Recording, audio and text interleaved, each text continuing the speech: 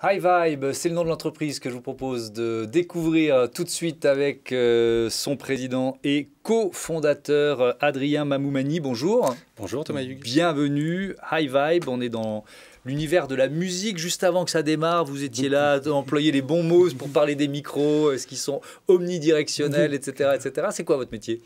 Le métier d'iVibe, c'est de développer, de commercialiser des solutions sonores, de diffusion sonore, mais sans haut-parleurs. Alors, ça peut paraître un peu bizarre parce qu'on est entouré. Alors, je sais pas, en arrivant à votre studio, j'ai compté peut-être une cinquantaine de haut-parleurs à peu près. Nous, ce qu'on pense, c'est qu'avec les objets connectés, ces choses-là vont se développer de plus en plus et que le haut-parleur va pas être le meilleur système de diffusion dans plein de cas, en fait. Lesquels ? Les cas où on n'a pas trop de place, des cas où on veut quelque chose de léger. Et donc, ces cas-là, on va les trouver dans les marchés qui intéressent iVibe, en particulier le marché de la musique. Donc, par exemple, vous savez, les guitaristes qui se branchent toujours sur des amplis, des pédales, tout ça. Avec notre solution dans la musique, il n'y a plus besoin de faire tout ça. C'est la guitare qui vibre pour produire le son. Dans l'automobile, les haut-parleurs, en particulier ce qu'on appelle les subwoofers, les caissons de basse, qui prennent plusieurs litres et plusieurs kilogrammes souvent dans les options de son dans le coffre. Si on peut réduire drastiquement la masse et le volume, comme ce que fait iVibe, on peut gagner en autonomie et en facilité de design. Et aussi dans la maison, pour tout ce qu'on appelle le son invisible, on a de moins en moins envie d'avoir, pareil, des grosses enceintes à la maison et tous les systèmes hi-fi. Et donc voilà, dans tous ces cas d'usage, iVibe propose une solution alternative aux haut-parleurs pour que la diffusion sonore fasse encore plus à l'avenir. Ouais. Alors, on va reprendre un peu ces trois marchés, mais peut-être d'abord parler de technologie. Oui. Est-ce qu'il y a au départ, vous êtes chercheur, c'est ça ? Oui, tout à fait. J'ai été chercheur pendant 15 ans et c'est un projet qui a bouillonné, qui s'est développé pendant que j'étais chercheur à l'IRCAM, un gros institut, peut-être un des plus gros centres de création et de recherche appliquée à la musique du monde, qui est situé au centre Georges Pompidou. Et donc, vous avez déposé un brevet ? Oui, donc depuis les recherches qu'on avait fait à l'IRCAM et la création d'iVibe en 2017, on a déposé 2 brevets. Alors, pour résumer la technologie, en fait, depuis une vingtaine d'années, il y a des petits moteurs. Je ne sais pas si vous avez déjà entendu parler de ça, des petits sortes de moteurs qu'on peut coller sur des objets et qui les font vibrer pour les transformer en haut-parleurs. Et ce qu'iVibe a créé, c'est faire ça, mais de manière, on va dire, intelligente, smart, comme on dit un peu aujourd'hui. C'est-à-dire qu'on ajoute une carte électronique embarquée sur ces petits vibreurs, des capteurs qui écoutent la matière pour venir la corriger en temps réel, pour qu'avec n'importe quelle surface, on puisse avoir une excellente qualité sonore.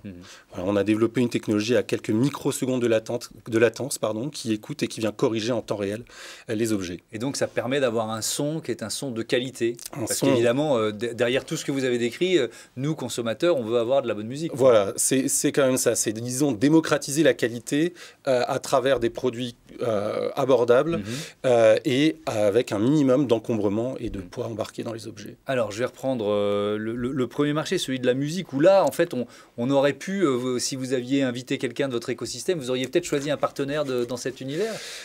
Oui, c'est vrai qu'on a un beau partenariat en France avec le groupe Algam, situé à Nantes, et qui possède 2 marques aujourd'hui, la marque Lag pour les guitares et la marque Pleyel pour les pianos.